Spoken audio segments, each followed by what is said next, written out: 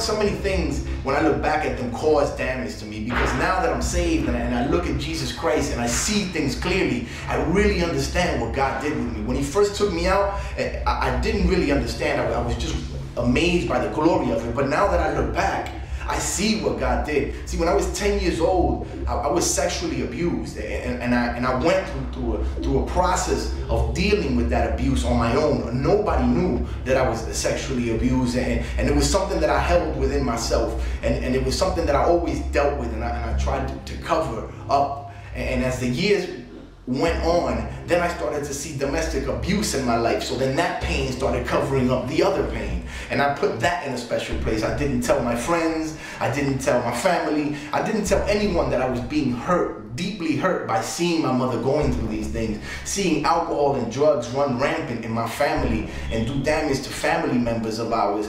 And I grew up in a house that was full of alcohol. I grew up in a home that was full of domestic violence. I would see my mother going through a lot of domestic violence situations where my father would beat my mother, and it was something that crushed me. It was something that caused a lot of damage, and I thought I was figuring things out, but I was still out of control. I had a job, but I would sell drugs on the side. I did the right thing, but I also did the wrong thing on the side, because I thought that I had life in control. I was trying to figure things out on myself, and when you're trying to figure things out on yourself, you're in a constant state of confusion. Even when you think you have it figured out, you're in a constant state of confusion outside of Christ. And I didn't know that at the time. Now I see things in a spiritual way, and I see things with the guidance of His Holy Spirit. And I am called to be the light, and I am the light because I follow the light. I carry His light. And now that I am part of the light, I glow in the light. Ahora yo soy luz en medio de la tiniebla, porque la tiniebla todavía existe. La tiniebla todavía está ahí, pero la diferencia es que yo soy la luz en medio de esa tiniebla. No hay nada que pueda entrar a mí que me pueda dañar. Es solamente lo que sale de mí que bendice, que trae otros a la luz, que trae otros a la verdad. Ahora solamente lo que sale de mí son cosas buenas. Los frutos que yo doy son frutos buenos. La influencia que yo doy son influencias buenas. Las cosas que yo logro es para la gloria y la honra de Jesucristo. Eso se llama brillar. Eso se llama ser luz en medio de la... Me llegó una llamada de un familiar, de la perfecta persona, de la única persona que cual podía hablarme en ese instante. Y la única persona cual yo iba a escuchar, la persona perfecta, escogió el Señor. Y esta persona me dio una palabra de alivio, y me dijo solamente, no me dijo, mi hijo, ¿cómo tú estás? O no me dijo, mi hijo que quiere que vaya para la casa, mi hijo, te amo, te quiero. Solamente me dijo estas palabras, me dijo, Cristo te ama. Cristo te ama. Hay alguien el cual está ahí contigo en este instante que te ama. Y no fue solamente esa palabra que me dijo mi mamá, que me ayudaron, porque ella no sabía que yo me iba a quitar la vida. Ella fue la que pensaba que yo estaba pasando por una tremenda depresión, pero no sabía lo que yo estaba imaginando en ese instante. Y por ella llamarme y solamente decirme, Cristo te ama. Eso hizo un impacto en mi corazón, un impacto en mi mente, que ella no sabía. Y yo cerré el teléfono. Le dije, mami, gracias por esa palabra. Le cerré el teléfono y dejé caer la pistola de mi mano y comencé a llorar. Pero no fui yo el que lloré, sino que fue mi alma que lloró. Y comencé a llorar y las lágrimas, y vi una luz dentro del medio de ese llorar, dentro del medio de ese gemir al Señor, porque en ese momento, en ese llorar, yo lo que le estaba llorando era Él, porque yo sabía que fue Él que me habló por medio de mi mamá. Fue Él, no fue mi mamá, no fue ella, y yo lo sentí su presencia en mi cuarto, y cuando seguí llorando, vi esa luz, abrí mis ojos y vi esa luz que llenó a mi cuarto. Y en eso cerré los ojos y lloré y seguí llorando porque sabía que era Él, dejándome saber que Él estaba ahí. Y yo sentí una presencia alrededor de mí, una presencia en la oscuridad, una luz en la oscuridad.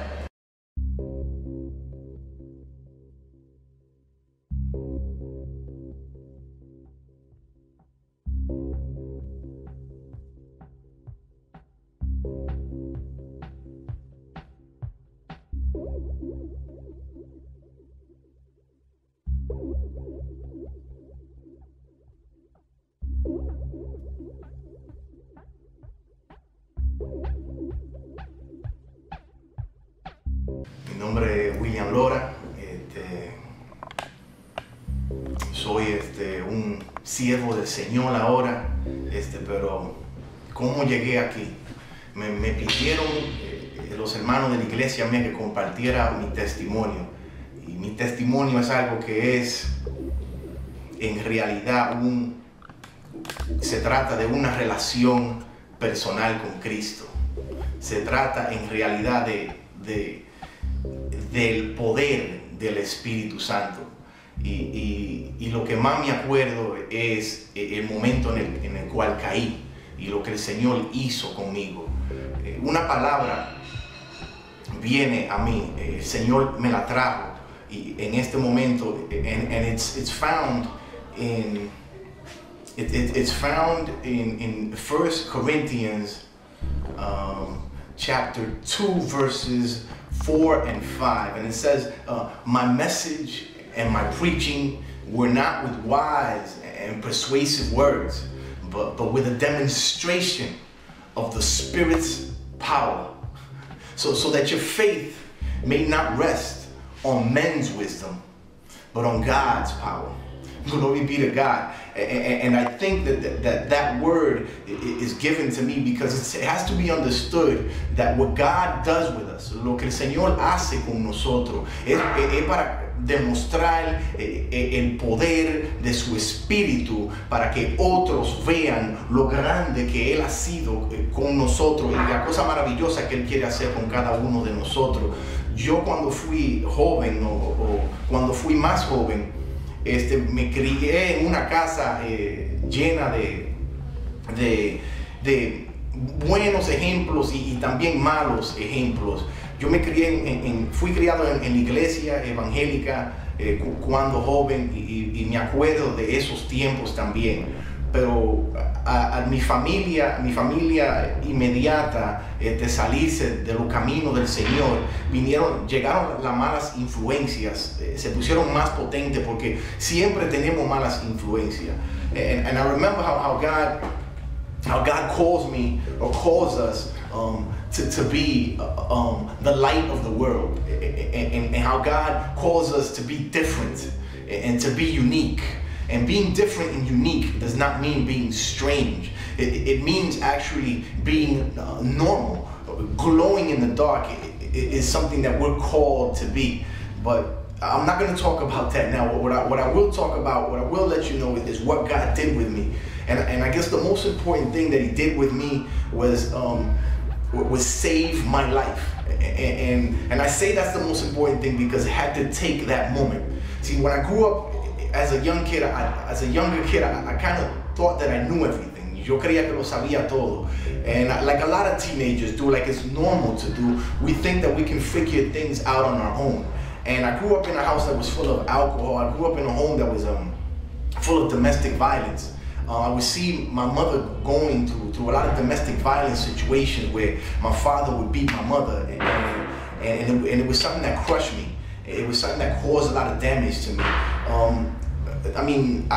So many things, when I look back at them, cause damage to me, because now that I'm saved and I look at Jesus Christ and I see things clearly, I really understand what God did with me. When He first took me out, I didn't really understand. I was just amazed by the glory of it. But now that I look back, I see what God did. See, when I was 10 years old, I was sexually abused, and I went through a process of dealing with that abuse on my own. Nobody knew that I was sexually abused, and it was something that I held within myself, and it was something that I always dealt with, and I tried to cover up. And as the years went on, then I started to see domestic abuse in my life. So then that pain started covering up the other pain. And I put that in a special place. I didn't tell my friends. I didn't tell my family. I didn't tell anyone that I was being hurt, deeply hurt by seeing my mother going through these things, seeing alcohol and drugs run rampant in my family and do damage to family members of ours and do damage to my father and my mother, and seeing how the abuse of alcohol and drugs actually affected my community.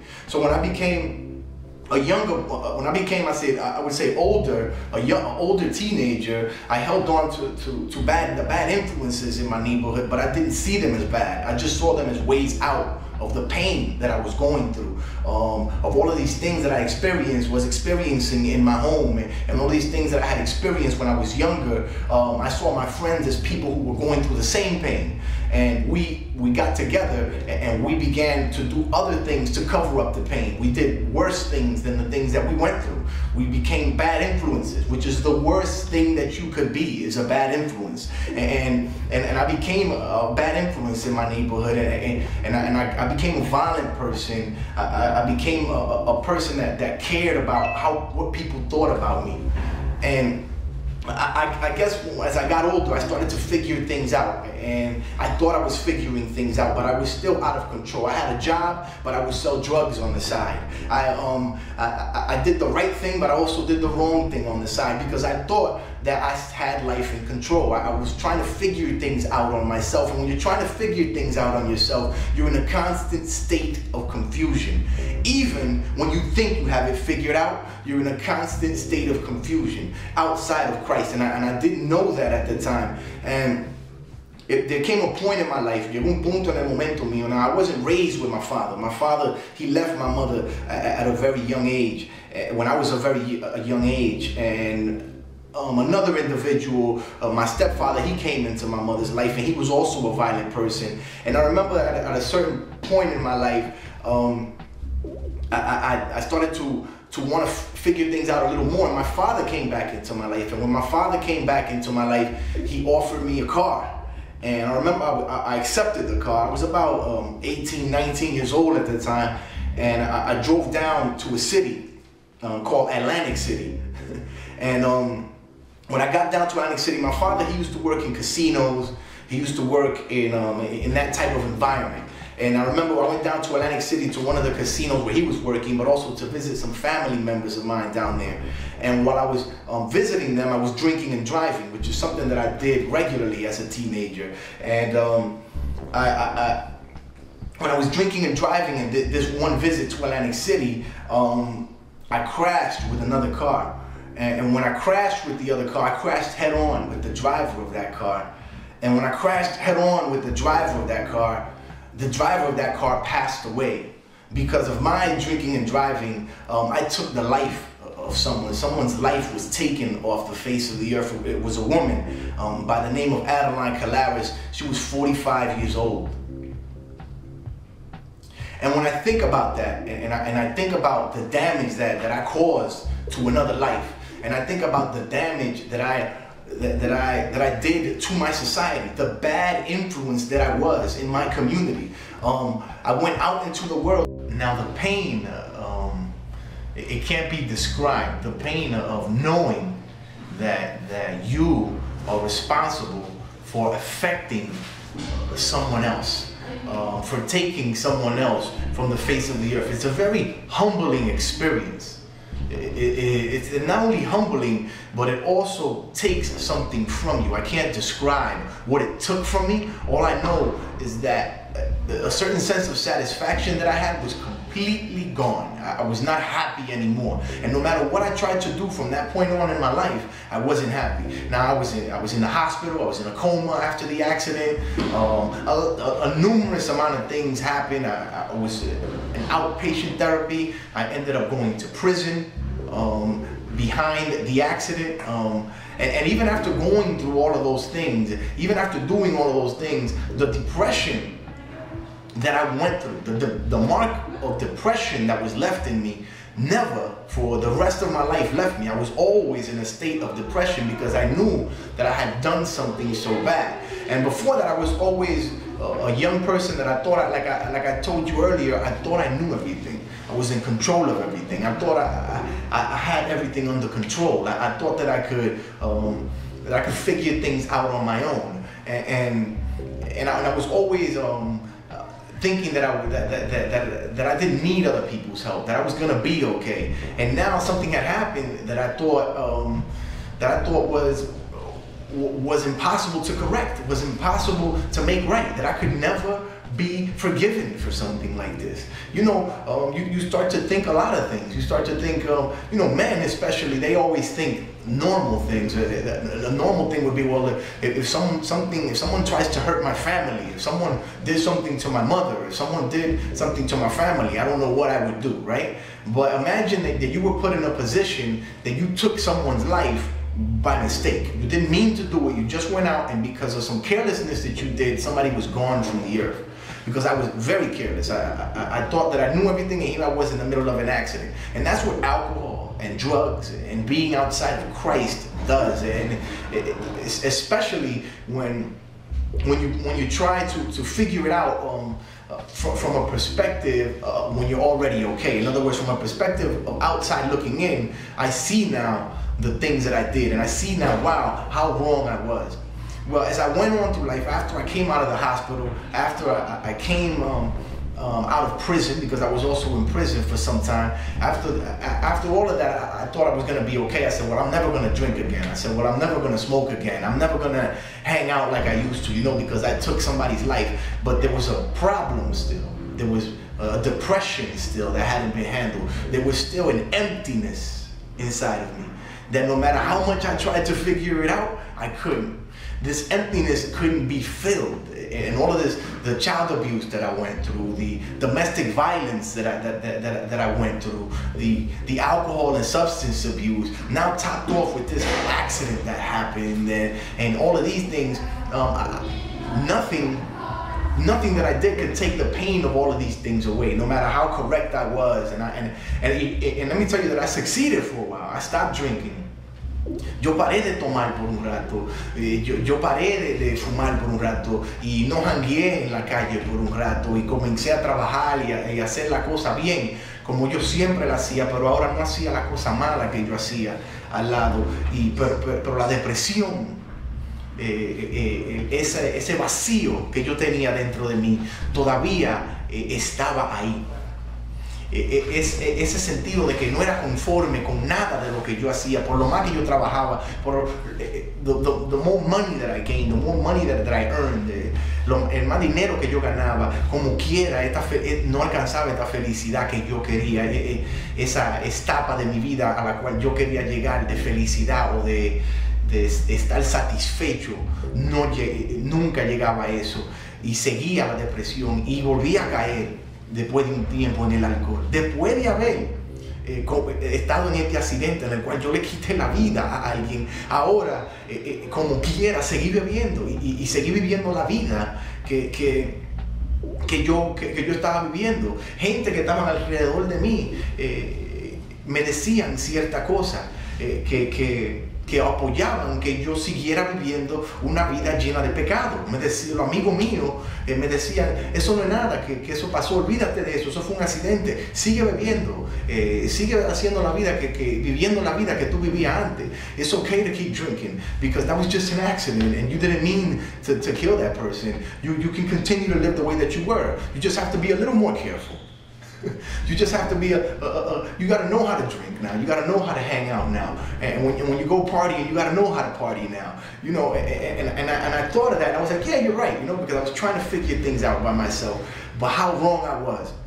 And it got to a point where the girlfriend that I was living with, the girl that I was living with, around this time, I met a girl. Her name was Nurka. And we lived together for quite some time, me and her, and she had a child. And I remember me wanting to be for her child the father that I never had. Since my father was never there, I wanted to be there for him. And I started to once again try and figure things out on my own. Now remember, this is after I had the accident. This is after all these other things that I was going through when I was a youth.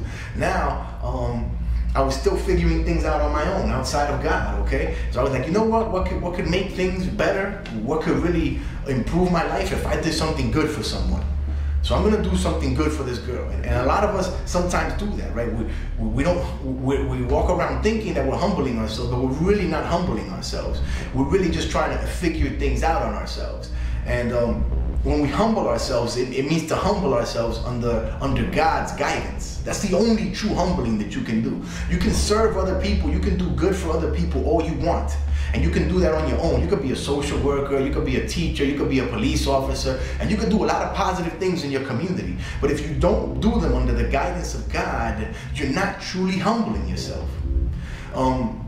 And I didn't know that at the time, or I thought that I could figure it out on my own. So I said, you know what, I'm going to do something good for this girl, and she's a good girl. I'm going to help her out with her son, you know. And I started to be a father for her son, and I moved in with her, and we got together out of wedlock, once again, out of the guidance of God. And I remember me and her moving in together, and I remember me being there for her son and trying to figure things out on our own, and how we could never really handle problems, and how we could never really be happy. We were always in arguments and always trying to figure things out. And I had problems with alcoholism, and she had problems with being able to organize herself and other issues that she had, and we weren't really compatible. We were just trying to force each other to be with each other, and we weren't the perfect couple for each other, but we thought we could figure things out, living outside of what God wanted for us.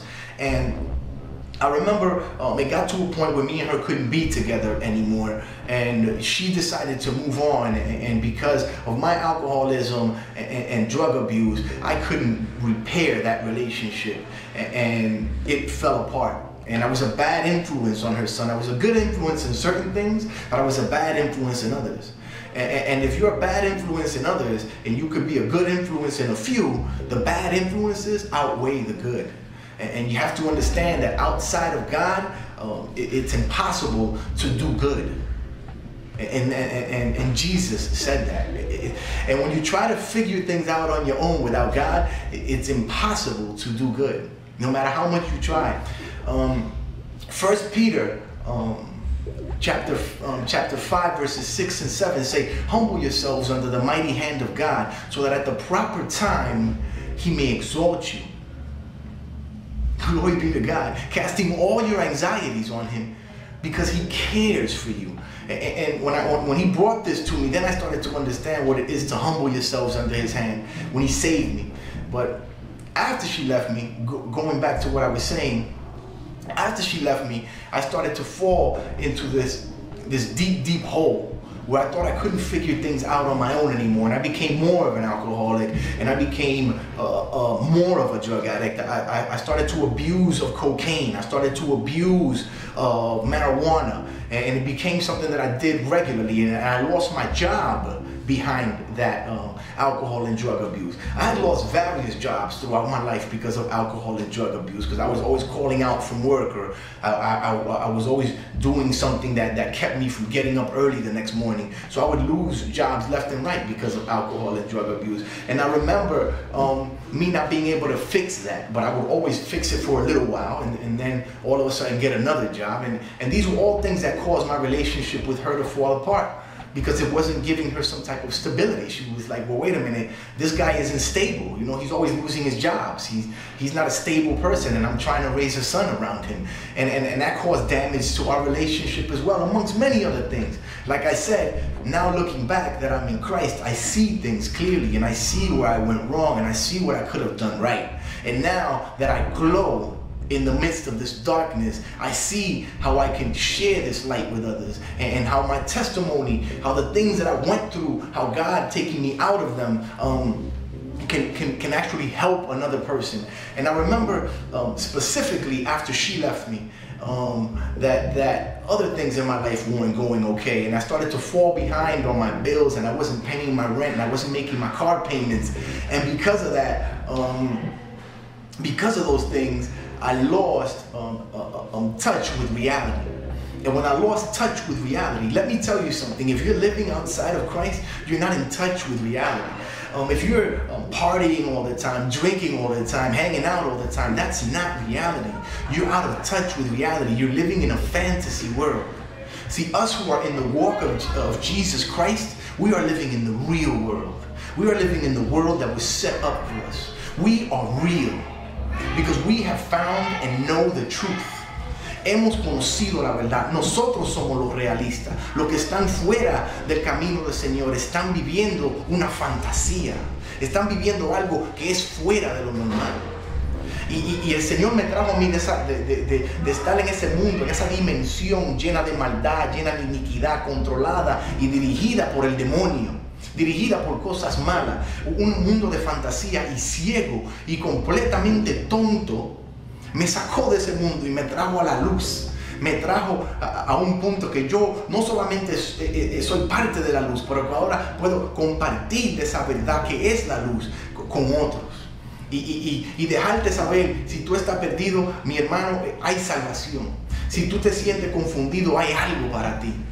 Hay un Cristo para ti, que no importa lo que tú estés pasando. Now, I remember when I was going through my state of depression, and my depression kept getting worse, because remember, I was carrying all these things from my youth, right? I was sexually abused. I was a victim of domestic violence. Because remember, if you live in a home where you see domestic violence, you are a victim of domestic violence. You don't have to be hit, or you don't have to be touched. Just seeing your mother going through something, just seeing your father going through something, you're going through it as well. You're sharing that.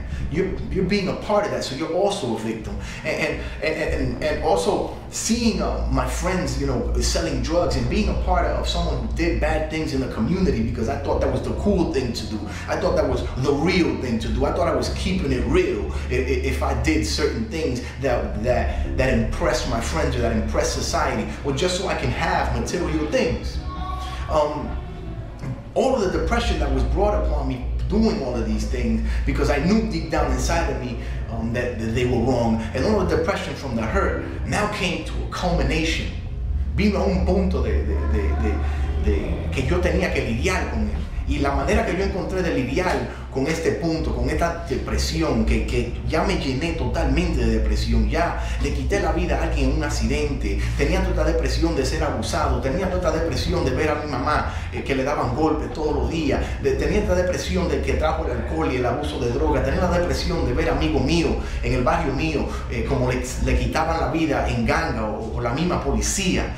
Toda esta depresión llegó a un punto en el cual yo tenía que vivir, y lo que yo hice para poder lidiar con toda esta depresión, lo que yo hice para poder solucionar esta depresión por la cual yo estaba pasando, fue tratar de quitarme la vida.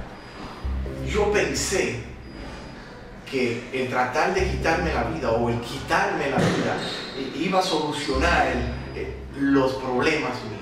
Yo iba a poder salir, de partir de este mundo, y así ya yo no tenía que ser una mala influencia para nada, ya yo no tenía que molestar a nadie, ya el daño que yo había hecho en este mundo, la mala influencia que yo era en mi hogar, la mala influencia que yo era en mi comunidad, las malas acciones que yo había cometido en mi comunidad, las cuales llegaron hasta quitarle la vida a otra persona, todas estas cosas yo podía solucionarlas bien fácil con quitarme la vida. Le dije, bueno, hasta aquí llegué, no puedo más con todo este dolor que estoy cargando desde que fui jovencito, y encima de esto ahora le estoy haciendo daño a todo el mundo. Y me acuerdo lo grande y lo lindo y lo precioso que es mi Señor, porque lo que pasó fue una experiencia divina y un encuentro con el Espíritu Santo de mi Dios, un encuentro con Jesús, algo que yo solamente puedo describir como un milagro. Gloria al que vive para siempre. El Señor me salvó la vida. En el momento que yo decidí quitarme la vida, ya yo tomé la decisión, que ya yo había tomado la decisión de quitarme la vida, lo planifiqué.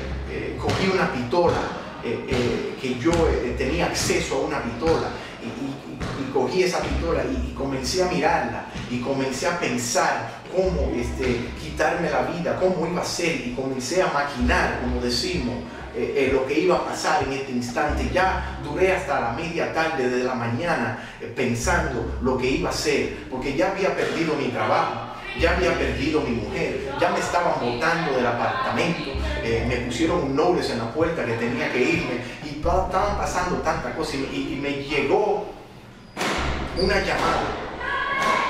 Me llegó una llamada de un familiar, de la perfecta persona, de la única persona cual podía hablarme en ese instante. Y la única persona cual yo iba a escuchar, la persona perfecta, escogió el Señor. Y esta persona me dio una palabra de alivio y me dijo solamente, no me dijo mi hijo, ¿cómo tú estás? O no me dijo mi hijo quiere que vaya para la casa, mi hijo, te amo, te quiero. Solamente me dijo estas palabras, me dijo, Cristo te ama. Cristo te ama. Hay alguien el cual está ahí contigo en este instante que te ama. Y no fue solamente esa palabra que me dijo mi mamá, que me ayudaron, porque ella no sabía que yo me iba a quitar la vida. Ella fuera que pensaba que yo estaba pasando por una tremenda depresión, pero no sabía que lo que yo estaba imaginando en ese instante. Y por ella llamarme y solamente decirle, Cristo te ama. Eso hizo un impacto en mi corazón, un impacto en mi mente, que ella no sabía. Y yo cerré el teléfono, le dije, mami, gracias por esa palabra. Le cerré el teléfono y dejé caer la pistola de mi mano y comencé a llorar. Pero no fui yo el que lloré, sino que fue mi alma que lloró.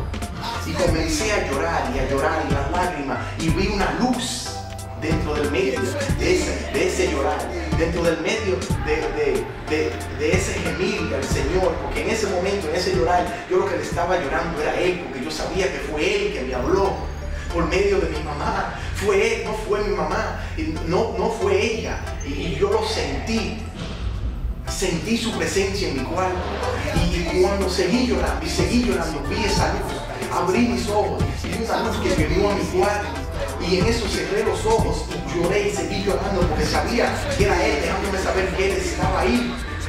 Yo sentí una presencia alrededor de mí, una presencia en la oscuridad, una luz en la oscuridad.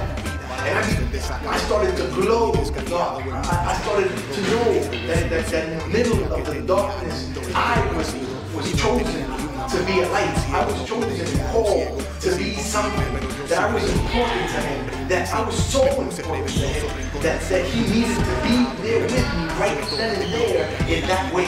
He was always with me. That light was always with me. That He was always around. But that I needed to understand that I needed to know Him in a special way at that point. And what I'm telling you, my brothers and sisters, is that you are called by God. We are all called by God to humble ourselves under His mighty hand and to cast all of our anxieties on Him. Because He cares for us and He wants those problems. See, our problems are not going to go away. Our problems are not going to instantly disappear. No, they're still be there. But what's going to happen now is that God is going to be with us throughout that. Él está con nosotros. Él va a solucionar nuestros problemas. Él va a solucionar nuestros problemas de una manera especial. ¿Y cómo lo va a solucionar? Cuando nosotros miramos a nuestros problemas. Porque los problemas van a estar ahí. The problems will still be there. But now when I see them, I don't really care about the importance of them, because I know that my God is great, and no problem can really take away from the greatness of my God. Nothing that happens to me, nothing that there's nothing the enemy can do. And let me tell you that all those bad things that were happening to me, it was the enemy trying to keep me from God. See, the enemy is real. There is a devil, and he is real. And what he does is he tries to confuse us. And he lets the problems in our life, he brings those problems to us. And we start to see them in a different way because of the enemy's influence. Through our conversations with others who are also lost. Through our conversations with others who are outside of God's will. Who are not studying His Word. See, when I began to look in God's Word, when I picked up the Bible, which is something that I did on that day. See, the first time that I picked up the Bible since I was a child was that day that I cried in my room in the presence of the Holy Spirit. When I cried in that room, when I let it all out, and I cried on His shoulder, and I felt His peace come into my heart. The next step was that I picked up my Bible. I looked for it because I knew something inside of me told me that something was him saying, now look for my word. Now that you know that I'm with you, look for my word, because my word is how I'm going to tell you what you need to do next. You're not going to hear a special word. You're not going to hear some phantom word talk to you. No, my word is what's going to talk to you. All you have to do is look for it. So that's what I did. I looked for it. And that was my relationship with him. That's how it began. That's how he began to talk to me. And in his word it said that I needed to find a church. And in his word it said that I needed to find and unite myself with brothers who were just like me, who had been saved, who had gone through the special experience, who God had touched and talked to in some special way. And when I started to follow his word and I united myself with all these brothers, God brought me to this church, to the narrow door church. Glory be to God, to the body of Christ. I came to this church and when I walked in, I saw this peace and I saw this humbleness and I said, God, I'm in the right place.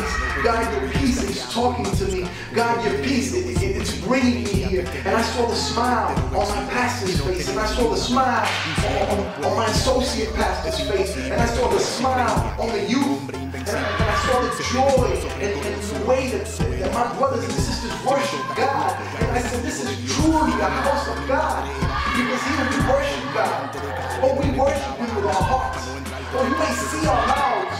Oh, you may see our hands clapping. And you may see our feet stomping. But they're just expressing what's in our hearts and in our souls. See, when your heart and your soul worship God, your body has no choice but to jump up and down. Your mouth has no choice but to yell. Because your spirit wants to jump out of your body. And that is what true worship is, when we do it in true spirit. Oh, glory be to God. And now I worship him in the way that I live. Now I worship him in the way that I talk. Now I worship him in the way that I talk to you, in the way that I talk to you, in the way that I talk to you. I worship God in the way that I love my mother. I worship God in the way that I love my brother and sister, in the way that I live my life under his will now. And now all the pain and all the bad things that I have done are thrown into the bottomless pit. And God no longer cares about those things. Porque ahora yo soy un hombre nuevo.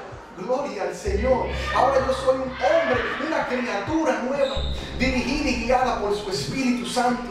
Y ahora yo veo las cosas por el medio de su amor, por el medio de su gracia que me rodea todo el tiempo. Y yo lo que quiero que ustedes sepan es que sin esta relación personal, sin tener esta relación personal con Cristo, nunca vamos a llegar a eso.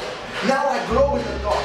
Ahora en el medio de este mundo oscuro, yo brillo, I shine, and I bring this light to others. And that is all that we are called to do, my brothers and sisters.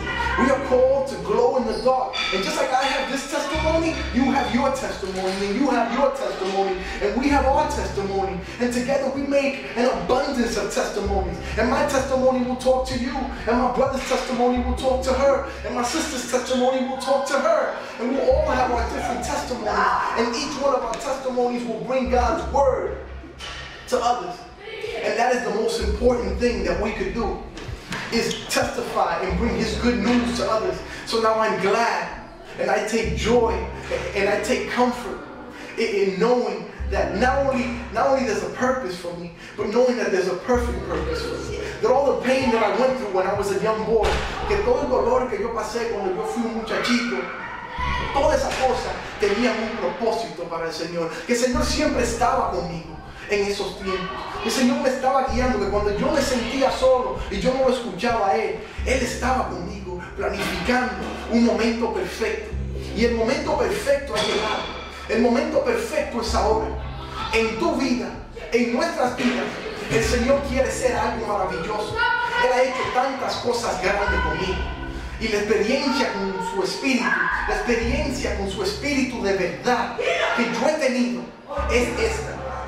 Que no hay cosa, no hay nada que el enemigo pueda hacer contra nosotros de cual el Señor no nos pueda liberar. Y que no hay cosa que tú puedas hacer que el Señor no pueda perdonar.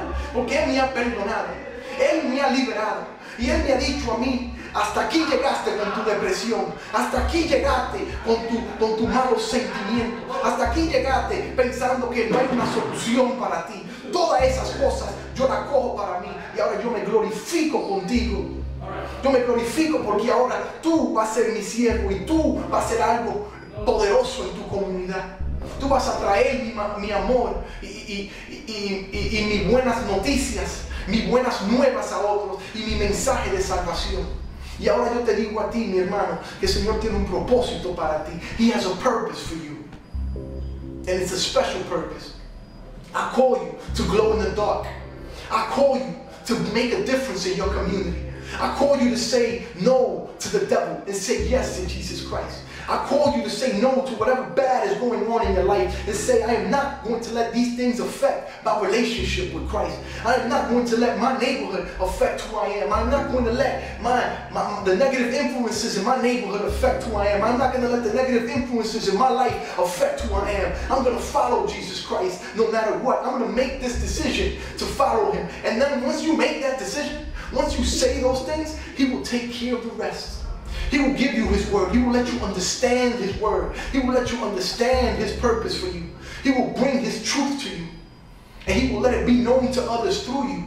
You see, that is where he will exalt you. Because when he exalts you, he blesses you. And then through his exalting and blesses you, he blesses others. See, we were called to be blessed so that we could bless others. We were called to be healed so that we could heal others. And that's what I'm doing now. I am glowing in the dark. Glory be to God. And I'm bringing that healing, that light that he gave me in the middle of this darkness, and I'm giving it to others. That light, and I'm saying there's nothing, there's no darkness, there's nothing, there's no bad, there's nothing, there's no evil that can hurt you, that can cause permanent damage to you. Because Christ erases those things. Jesus Christ's love erases everything. Jesus Christ's grace erases everything. Y solamente existe Él. Solamente existe Él. Alábalo, mi hermano. Búscalo, mi hermano. Con tu manera de vivir. Búscalo. Y te garantizo que tú también tendrás la felicidad que yo tengo. El gozo que yo tengo. Que no hay nada en este mundo que me lo pueda quitar. La paz que yo tengo no me la quita nadie. Y eso porque la paz mía es espiritual. La paz mía es la verdadera. La paz mía es llamado a ser una persona espiritual dentro del propósito de Cristo. Gloria que vive para siempre. Lo amo, lo quiero a cada uno. Y acuérdense que no hay nada en este mundo que nos pueda parar de brillar por Cristo. We're glowing in the dark, baby. Amen. Ahora salimos al mundo. Salimos a la oscuridad y predicamos la palabra del Señor. Hablamos de las cosas buenas que el Señor ha hecho en nuestra vida. Toda esa cosa mala que yo estaba pasando antes no me hacen efecto ya. Ya ahora lo único que me hace efecto es cuando yo veo a un hermano que tenía el mismo dolor que yo. Cuando yo veo a ese hermano salvado. Cuando yo veo a ese hermano también teniendo una relación personal con Cristo. Eso es lo que me da a mí gozo en el corazón. Ahora cuando yo veo a una alma que viene al Señor, cuando yo veo a mi hermana, cuando yo veo a mi amigo, cuando yo veo a un extranjero en la calle buscando de Dios, eso me da un gozo porque yo sé que está un chin más cerca, que está perfectamente cerca de la verdad de Cristo. Busquen de Dios, mis hermanos. Ahora cuando salimos a los trenes a predicar, ahora cuando salimos a la calle a hablar de las buenas nuevas del Señor, el Señor se está glorificando, el Señor nos está exaltando. So when he tells us in his word that we should cast our anxieties on him because he cares for us, it is because he wants to take those anxieties and he wants to give us his purpose. He wants to give us his blessing. He wants to have that personal relationship with you so that he can use you to go out into the world and do good things and be a good person and share his word and bring more people into God's kingdom. Because God wants his kingdom to grow. And in order for that kingdom to grow, we need to be part of it. We need to be a part of it. We need to submit to each other. We need to submit to his will. And once we start to do that, desde que nos sometemos a la voluntad de su Espíritu Santo, ahí vemos el propósito de él crecer, el propósito de él comenzar a cumplirse, de que crezca el reino del Señor en esta tierra. Vamos a seguir predicando su palabra, dando testimonio de las cosas buenas que él ha hecho en nuestra vida, alabándolo, glorificándolo, dándole toda honra a él, sabiendo que no somos nada sin él. Gloria que vive para siempre. Lo quiero y lo amo acá.